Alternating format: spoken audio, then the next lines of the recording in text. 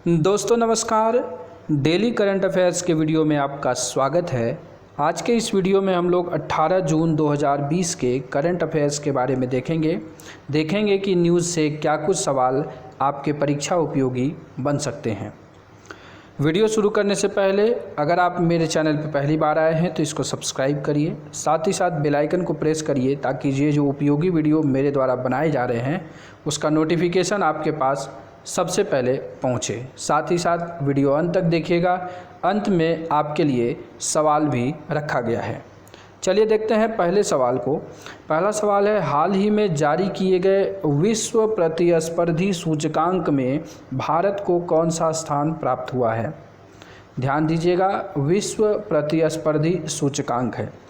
क्या ये 41वां, 42वां, 43वां या 44वां? सही उत्तर है दोस्तों, 43वां स्थान अभी भारत को इस सूचकांक में प्राप्त हुआ है। आइए इसके पीछे की कुछ जानकारी देख लें। तो इसे जारी कौन करता है? इसे जारी करता है इंस्टीट्यूट ऑफ मैनेजमेंट डेवलपमेंट, यानी कि IMD। उसका लोगो आपको यहाँ दिख रहा होगा। इसने जारी किया है विश्व प्रतिस्पर्धी सूचकांक और भारत को जो है इस सूचकांक में 43वां स्थान प्राप्त हुआ है। पीछे का देखें तो 2019 में भी भारत 43वें स्थान पे था। 2017 में जो है भारत 45वें रैंकिंग पे था, जबकि 2018 में 44वें रैंकिंग पर पहुंच गया था। भारत का जो ये रैंकिंग ख़राब होने का कारण क्या बताया गया है? एक तो ख़राब बुनियादी ढांचा, मतलब कि बैड इंफ्रास्ट्रक्चर, और दूसरा है अपर्याप्त शिक्षा निवेश, मतलब कि शिक्षा पर जो है निवेश भारत में अपर्याप्त होता है। इस कारण जो है भारत की रैंकिंग थोड़ी नीचे आई है।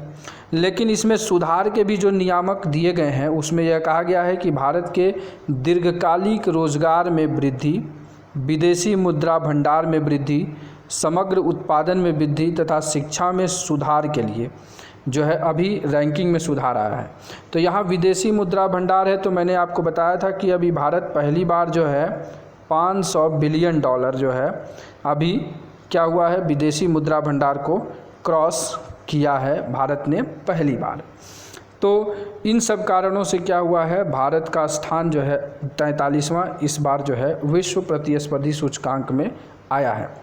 यहाँ पर एक चीज़ ध्यान रखिएगा कि एक और रिपोर्ट निकलता है, उसका नाम है ग्लोबल कॉम्पिटिटिव इंडेक्स। ठीक है, ग्लोबल कॉम्पिटिटिव इंडेक्स जो है, यहाँ ग्लोबल वाला जो है इसको जो है निकालती है WEF। यहाँ कन्फ्यूजन आपको हो सकता है। वर्ल्ड इकोनॉमिक फोरम जो है वो वैश्विक प्रतिस्पर्धा सूचकांक निकालती है, ग्लोबल कॉम्पिटिटिव इंडेक्स निकालती है। लेकिन यहाँ पर क्या है, वर्ल्ड कॉम्पिटिटिव इंडेक्स है जो कि IMD institute of management development निकालती है। अब इसमें पहले स्थान पर कौन है, बाकी लोगों का क्या स्थान है, इसके बारे में देखते हैं। तो शीर्ष पर जो है वो सिंगापुर है और डेनमार्क दूसरे स्थान पे है। तीसरे, चौथे और पाँचवें पायदान पर स्विट्ज़रलैंड, नीदरलैंड और हांगकांग का स्थान है। और आगे देखें तो इस रैंकिंग में स्विट्ज़रलैंड और सिंगापुर के जो स्थित बिजनेस स्कूल है उनके द्वारा यह रैंकिंग दी गई है और यह रिपोर्ट प्रकाशित किया गया है। इसमें यह कहा गया है कि चीन जो है 14वें स्थान से फिसल करके अभी 20वें स्थान पर पहुंच गया है, जबकि अमेरिका 10वें स्थान पर बरकरार है। ब्रिक्स देशों में देखें तो चीन सबसे ऊपर है और इसके बाद भारत, रूस, ब्राज़ील और दक्षिण अफ्रीका का स्थान है। ब्रिक्स देशों में जो है क्या है, इसमें चीन सबसे ऊपर है और भारत, रूस, ब्राज़ील और दक्षिण अफ्रीका का स्थान उसके बाद है। तो ब्रिक्स का फुल फॉर्म क्या है वो आप मुझे कमेंट बॉक्स में बताइएगा। चलिए देखते हैं अगला सवाल। अगला सवाल है, हाल ही में भारत और नेपाल ने किस मंदिर के बुनियादी ढांचे की सुधार के लिए समझौता ज्ञापन पर हस्ताक्षर किया है?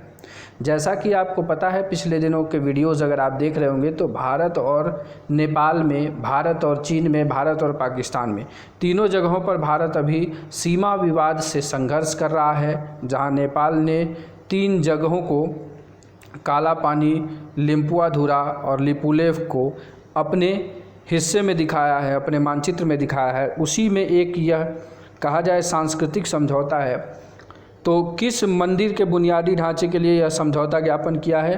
क्या वो श्री मुक्तिनाथ मंदिर है, मनकामना मंदिर है, पशुपतिनाथ मंदिर है या चंगू नारायण मंदिर है? सही उत्तर है दोस्तों पशुपतिनाथ मंदिर को जो है अभी बुनियादी ढांचे के सुधार के लिए जो है क्या किया गया है, समझौता किया गया है। तो देखते हैं क्या क्या समझौता किया गया है। आपको बता दें उससे पहले कि ये चारों के चारों मंदिर आप याद रखिएगा, ये चारों के चारों मंदिर जो हैं नेपाल में ही अवस्थित हैं। तो आपसे सवाल इस तरह से भी पूछा जा सकता है कि मुक्तिनाथ मंदिर या चंगू नारायण मंदिर कहाँ अवस्थित है, तो यह नेपाल में है। तो इस समझौते में क्या हुआ है, 2.33 करोड़ जो है भारत जो है वित्तीय सहायता देने का वादा किया है। और यह परियोजना क्या है, काठमांडू महानगर द्वारा कार्यान्वित की जाएगी। और भारत क्या करेगा, मंदिर परिषद में जो है स्वच्छता सुविधा के निर्माण में सहायता करने के लिए ये राशि दे रहा है। तो अब एक नाम उभर के आया क्या, पशुपति मंदिर। तो उसके बारे में थोड़ा जान ले। तो पशुपति मंदिर जो है नेपाल का सबसे बड़ा मंदिर परिसर है, तो एक सवाल ये भी बना। और ये जो है नेपाल के बागमती नदी पर स्थित है, दूसरा सवाल यहाँ बना। तीसरा यह कि यह मंदिर यूनेस्को की विश्व धरोहर में से एक है। तो इस फैक्ट फिगर से भी हम लोगों ने सवाल को कवर किया। अब यहाँ पर बागमती नदी आया, तो बागमती नदी के बारे में भी थोड़ा जान लें।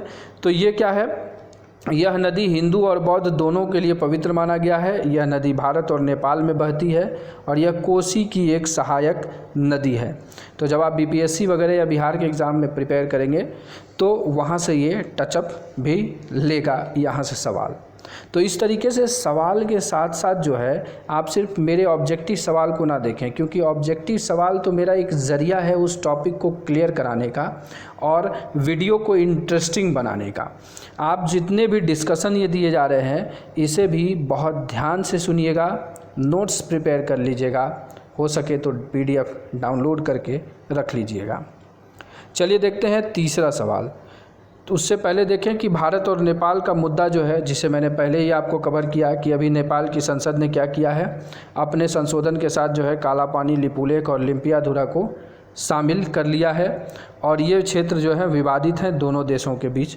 तो इसके लिए जो है ये सांस्कृतिक महत्व रखता है। इस तरह का अगर ज्ञापन होता है, समझौता होता है, तो फिर विवाद सुलझ भी सकता है। आगे देखें तो हाल ही में किसने MSME के लिए एक वेतन खाता शुरू किया है। मतलब पहली बार है कि MSME के लिए एक वेतन खाता खुलेगा। किसने ऐसा वादा किया है? क्या Indian postal payment bank, Airtel payment bank, Paytm bank या HDFC बैंक? सही उत्तर है दोस्तों एयरटेल पेमेंट बैंक ने अभी ऐसा वेतन खाता खोलने का शुरू किया है MSME के लिए। अब उसका नाम क्या रखा गया है? उसका नाम रखा गया है सुरक्षा वेतन खाता। उसका नाम है सुरक्षा वेतन खाता। और यह जो है MSME और अन्य संगठनों को कैशलेस भुगतान करने में सक्षम करेगा। मतलब कि एक तरह से कहिए डिजिटल की ओर बढ़ावा देगा उनको। यह जो है हॉस्पी कैश बीमा और व्यक्तिगत दुर्घटना बीमा कवर भी प्रदान करता है। यह हॉस्पी कैश मतलब हो गया हॉस्पिटल कैश बीमा, इसका पूरा नाम है। अभी तक जो है ये दोनों बीमा नए ग्राहकों के लिए उपलब्ध थे, लेकिन जल्द ही ये कहा गया है कि जो पहले से मौजूदा खाता धारक हैं उनके लिए भी यह उपलब्ध करा दिया जाएगा। तो अब जो है हम लोगों ने यहाँ पर एक पेमेंट बैंक देखा और एयरटेल पेमेंट बैंक का नाम देखा, तो इस दोनों के बारे में भी जान लें। तो एयरटेल पेमेंट बैंक के बारे में बता दें तो ये 11 अप्रैल 2016 को RBI ने इनको मान्यता दी थी। और इसमें कौन कौन है? एक तो भारतीय एयरटेल लिमिटेड, साथ ही साथ कोटक महिंद्रा बैंक लिमिटेड जो है, इन दोनों के बीच एक साझा उद्यम है जिसमें 19.9% की साझेदारी जो है कोटक महिंद्रा बैंक की है। साथ ही साथ एयरटेल पेमेंट बैंक का मुख्यालय जो है वो नई दिल्ली में अवस्थित है। अब ये पेमेंट्स बैंक होते क्या हैं? तो पेमेंट्स बैंक क्या है? आम बैंक जो जनरल बैंक हैं उनसे थोड़ा सा स्पेशल कैटेगरी के होते हैं। क्यों? क्योंकि जो है इसकी थोड़ी सी लिमिटेशन होती है काम करने की, इनमें कुछ बंदिशें लगाई जाती हैं। क्या है? तो ये बैंकिंग का एक नया मॉडल है। इसके द्वारा मोबाइल कंपनियां, सुपरमार्केट चेन्स इत्यादि लोगों को व्यवसायों की बैंकिंग ज़रूरतों को पूरा करते हैं। यह बैंक से अलग होता है। देखिए यहाँ पर बोल दिया, यह बैंक से क्या होता है? अलग होता है। पेमेंट्स बैंक में पैसे जमा किए जाते हैं रेमिटेंस सेवा तथा इंटरनेट बैंकिंग भी इसमें उपलब्ध होती है। रेमिटेंस सेवा क्या हुआ, विदेशों से जो पैसा मंगाते हैं उसको रेमिटेंस बोलते हैं, ठीक है। परंतु पेमेंट बैंक क्या करता है, वो ऋण नहीं देता है, लोन नहीं देता है। जैसे पर्सनल लोन आपको मिल जाता है, SBI से मिल जाएगा, लेकिन ये जो है आपको पर्सनल लोन नहीं देंगे। साथ ही साथ जो है पेमेंट बैंक में लेन देन की जो है राशि जो है वो अधिकतम राशि 1 लाख रुपए की है जो वो जमा कर सकते हैं उसमें। और साथ ही साथ ATM अथवा डेबिट कार्ड जारी करते हैं, लेकिन ये क्रेडिट कार्ड जारी नहीं करते हैं। इस पर जो है सवाल 2 बार तो UPSC ने इस पर पूछ दिया है, इसलिए इस फैक्ट्स को मैंने कवर कर दिया है। मेरा यह मकसद होता है कि एक टॉपिक को अगर आप लें तो उसे इतना हद तक क्लियर कर लें कि किसी भी एग्ज़ाम में आप प्रिपेयर कर लो, क्योंकि आजकल मल्टी डायमेंशनल प्रिपरेशन हो गया है। आप अगर ऐसा नहीं अप्रोच रखते हैं तो आपको सफल होने में थोड़ा सा दिक्कत हो सकता है। तो इसलिए मैंने आपको सारे पहलुओं को यहाँ कवर कर दिया है। चलिए देखें अगला सवाल, विश्व मरुस्थलीकरण व सूखा रोकथाम दिवस कब मनाया जाता है? 16 जून, 17 जून, 18 जून या 19 जून को? बिल्कुल सही उत्तर है दोस्तों इसका, 17 जून को यह मनाया जाता है। देखते हैं क्या कुछ है इसके बारे में। संयुक्त राष्ट्र जो के अनुसार जो है मरुस्थलीकरण का अभिप्राय क्या है? शुष्क अथवा अर्ध शुष्क क्षेत्र में भूमि के निम्नीकरण से, ठीक है। शुष्क अथवा अर्धशुष्क क्षेत्र में क्या हुआ, भूमि की कमी होना ही मरुस्थलीकरण कहलाता है। अब जो ये मरुस्थलीकरण तथा सूखा रोकथाम दिवस है, इसको जो है घोषित किया था 30 जनवरी 1995 को संयुक्त राष्ट्र महासभा ने एक प्रस्ताव पारित करके घोषित किया, यानी कि 1995 से यह मनाया जा रहा है। और इस दिवस का उद्देश्य जो है मरुस्थलीकरण और सूखे के बारे में जागरूकता फैलाना है। प्रतिवर्ष मनाया जाता है। इस साल का थीम जो यहाँ आपको दिख रहा होगा, food feed fibre sustainable production and consumption, ये इस बार का थीम है। यहाँ देखिए पिक्चर में आप, ये फूड दिखाता है, ये फीड दिखाता है और ये फाइबर को दिखा रहा है। तो ये हम लोगों ने देखा विश्व मरुस्थलीकरण व सूखा रोकथाम दिवस के बारे में। अब जो है भारत, ये क्या है मेंस वाले टॉपिक में आप जहाँ पर भी मेंस का आंसर राइटिंग करेंगे वहाँ पर आप इन पॉइंट्स को अगर देते हैं तो सीधे सीधे आप मार्क पा जाएंगे। क्वेश्चन ये होगा कि मरुस्थलीकरण रोकने के लिए भारत के कौन कौन से प्रयास किए जा रहे हैं। तो कई प्रकार की योजनाएं भारत चला रही है। एक तो पर ड्रॉप मोर क्रॉप, इसके लिए मैंने बताया भी था अभी 4000 करोड़ की जो है राशि भारत ने क्या किया है, अभी इसके लिए अलॉट किया है। तो पर ड्रॉप मोर क्रॉप चलाया जा रहा है। उसके बाद जो है मृदा स्वास्थ्य कार्ड स्कीम, इसके तहत मृदा का स्वास्थ्य चेक किया जाता है कि उसमें कितने ज़्यादा रासायनिक पदार्थों का उपयोग किया जाए या किस में कम किया जाए, इन सब चीज़ों के लिए। साथ ही साथ नीम कोटित यूरिया जो है, नीम कोटेड यूरिया, जिससे कि मिट्टी की उर्वरता बरकरार रहती है और इससे क्या होगा, कृषि योग्य भूमि का विस्तार होगा, तो मरुस्थलीकरण कम होगा। और साथ ही साथ ये भी कहा है कि भारत में पिछले 5 वर्षों में वन क्षेत्र में वृद्धि हुई है। भारत सरकार किसानों के कल्याण तथा पर्यावरण संरक्षण के लिए प्रतिबद्ध है। तो ये सब पॉइंट आप मेंस में आंसर राइटिंग में लिख सकते हैं।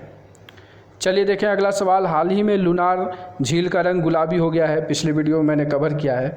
उसका कारण साबित हो गया है। क्या साबित हुआ है? क्या ये पानी में लवणता बढ़ने और शैवाल की उपस्थिति के कारण, या वायु प्रदूषण के कारण, या पानी का दुरुपयोग, या कोविड-19 महामारी? सही उत्तर है दोस्तों, पानी में लवणता बढ़ने और शैवाल की उपस्थिति के कारण जो है ऐसा हो गया है कि गुलाबी रंग हो गया है।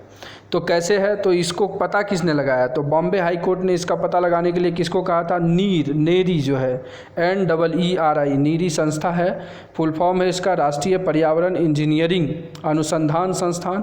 और साथ ही साथ GSI भौगोलिक सर्वेक्षण भारत GSI, इसने जो है ज्योग्राफिकल सर्वे ऑफ इंडिया ने जो है लुनार झील के पर्यावरणीय प्रभाव आकलन पर इनसे रिपोर्ट मांगी थी। इन्होंने ही बताया कि उसका क्या हो गया है, पानी में लवणता बढ़ गई है और साथ ही साथ शैवाल की उपस्थिति के कारण ये जो लुनार झील अभी गुलाबी रंग का हो गया है। तो ये 2 संस्था भी आपके लिए यहाँ पर इम्पॉर्टेंट हो जाता है। अगला सवाल देखें, KVIC ने हाल ही में किन उत्पादों के लिए एक विशेष प्रोजेक्ट शुरू किया है?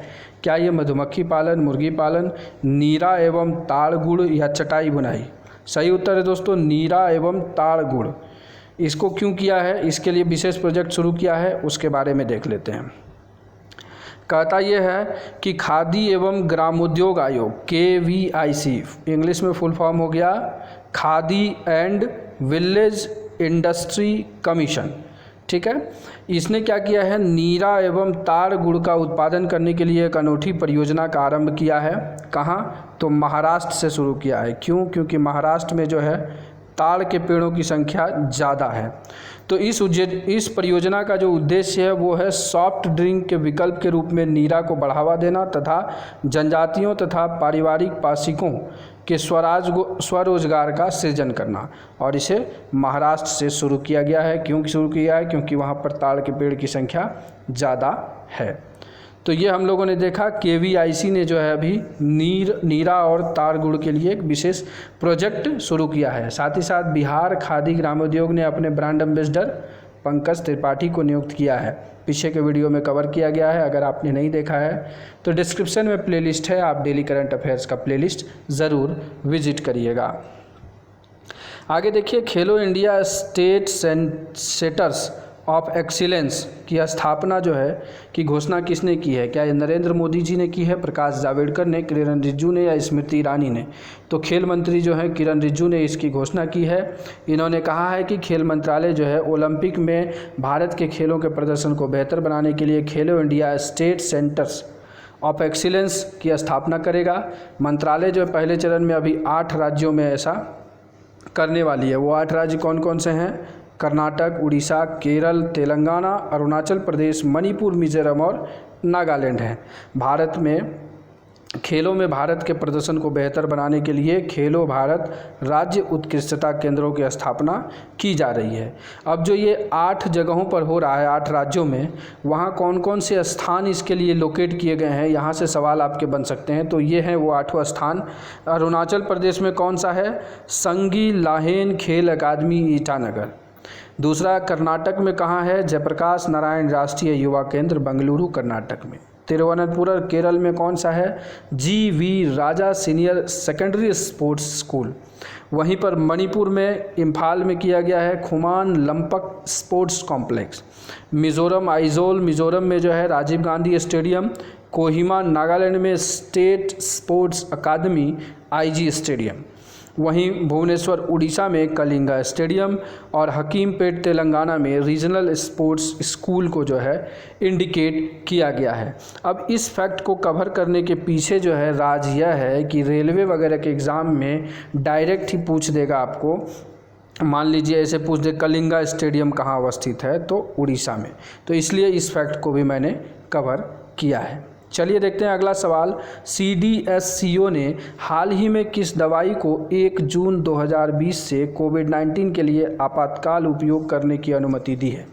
क्या ये रेमडेसिविर है, HCQ है, हाइड्रोक्सीक्लोरोक्विन या डेक्सामेथासोन है या लोपिनाविर है? इसका सही उत्तर है दोस्तों रेमडेसिविर है, जो कि इसके लिए अभी ऑथेंटिकेट कर दिया है CDSCO ने। अब ये CDSCO का फुल फॉर्म क्या है? Central drug standard control organisation, जो कि स्वास्थ्य और परिवार कल्याण मंत्रालय के अंदर काम करती है।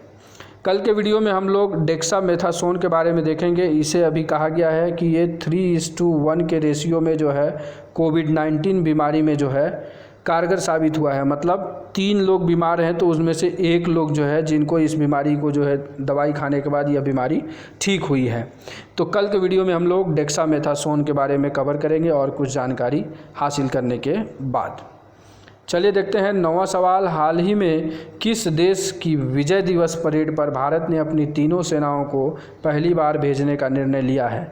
क्या ये अमेरिका है, रूस है, जापान है या ऑस्ट्रेलिया है? सही उत्तर है दोस्तों रूस। रसिया के जो है क्या किया है, विजय दिवस पर जो है अभी भारत तीनों सेनाओं को भेजेगा। जानकारी देखें तो भारत अपनी तीनों सेनाओं जैसे कि सेना, नौसेना, वायुसेना को अपनी त्रिकोणीय सेवाओं में रूस में भेजना है। मॉस्को में होने वाली विजय दिवस परेड में प्रतिभागियों को भाग लेना है। कितने लोग भेजे जा रहे हैं? 75 से 80 सैनिक इसमें भेजे जाएंगे। और आपको बता दें कि ये पहला मौका है जब तीनों सेना जा रही है। इससे पहले 2015 में जो है थल सेना पार्टिसिपेट कर चुकी है। तो अब देखते हैं कि ये विजय दिवस परेड जो है ये है क्या। ये हर साल 9 मई को मनाया जाता था, लेकिन इस साल कोविड-19 संकट के कारण इसे स्थगित किया गया था। मनाने का पर्पज है कि 1945 में नाजी जर्मनी के आत्मसमर्पण को चिन्हित करने के लिए इसे हर साल परेड के तौर पर आयोजित किया जाता है। इसमें होता क्या है, रूस के सैन्य परेड को रूस के राष्ट्रपति के साथ मॉस्को के रेड स्क्वायर ये जगह है में सम्मान के अतिथि के रूप में आयोजित किया जाता है। ये सम्मान के अतिथि को जो बोलते हैं गार्ड ऑफ ऑनर, ये देखिए प्रोसेस गार्ड ऑफ ऑनर का यहाँ पर चित्र में आपको दिख रहा होगा। इस तरीके से आयोजित किया जाता है और भारत पहली बार अपनी तीनों सेनाओं को उसमें पार्टिसिपेट करने के लिए भेजेगा। आपको बता दें कि भारत और चीन का जो संबंध अभी ठीक नहीं चल रहा है, सीमा विवाद चल रहा है, तो इस परेड में जो है चीन के सैनिक भी भाग लेंगे। तो हो सकता है कि वहाँ पर कुछ ऐसा रणनीतिक जो है इन दोनों के बीच साझेदारी हो जाए कि यह सीमा विवाद जो है थोड़ा सुलझ जाए, लेकिन अभी सीमा विवाद काफ़ी गंभीर मुद्दे तक चला गया है। चलिए देखते हैं 10वां सवाल। हाल ही में AIIB ने कोविड-19 से लड़ने के लिए भारत को कितना लोन स्वीकृत किया है? $250 मिलियन, $500 मिलियन, $750 मिलियन या $1000 मिलियन? सही उत्तर है दोस्तों $750 मिलियन का जो है अभी राशि क्या किया है AIIB ने घोषित किया है। देखते हैं अब AIIB के बारे में थोड़ी जानकारी। Full form Asian infrastructure investment bank. बना कब? ये जो है बिजनेस के तौर पर जनवरी 2016 को फॉर्मेशन में आया है। इससे पहले इसका गठन जो है 2015 में ही कर दिया गया था। हेडक्वार्टर जो है चाइना बीजिंग में है। वहीं इसमें रीजन जो है किस रीजन को सर्व करता है? एशिया और ओशनिया को सर्व करता है। यहाँ एक वर्ड आ गया ओशनिया। एशिया तो आप जानते हैं एशिया कॉन्टिनेंट, लेकिन ओशनिया में क्या होता है? इसमें ऑस्ट्रेलिया प्लस न्यूजीलैंड को मिला करके जो है क्या बनता है? ओशनिया बनता है। तो ये एशिया और ओशनिया में सर्व करता है। इसमें मेंबरशिप कितने लोगों की है? 102। ऑफिशियल लैंग्वेज इसकी इंग्लिश है और चीफ जो है जिन लिन इसके चीफ है AIIB के। तो ये हम लोगों ने देखा 18 जून के 10 महत्वपूर्ण सवाल। अब देखते हैं कल का सवाल। कल का सवाल था पुलिस और सुरक्षा कर्मियों की वर्दी को सैनिटाइज करने के लिए जर्मी क्लीन का विकास किसने किया? क्या ये CSIR ने, ICMR ने, DRDO ने या ICAR ने? सही उत्तर था दोस्तों DRDO ने इसका जो है विकास किया है। और जितने भी लोगों ने कमेंट दिया लगभग सभी लोगों ने सही उत्तर दिया, कुछ लोगों ने विवरण के साथ दिया।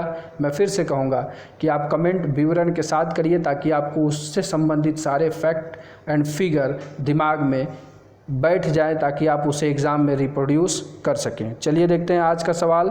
हाल ही में UNCTAD की रिपोर्ट, अंकटाड की रिपोर्ट के अनुसार FDI पाने वाले देशों में भारत कौन से स्थान पे है? 7वें, 8वें, 9वें या 10वें स्थान पर? इसका कमेंट आप करिएगा फुल डिटेल के साथ। साथ ही साथ कल के वीडियो में हम लोग 21 जून को लगने वाले ग्रहण के बारे में, सूर्य ग्रहण के बारे में भी थोड़ा चर्चा करेंगे कि कैसे सूर्य ग्रहण लगता है, कितने प्रकार के सूर्य ग्रहण होते हैं।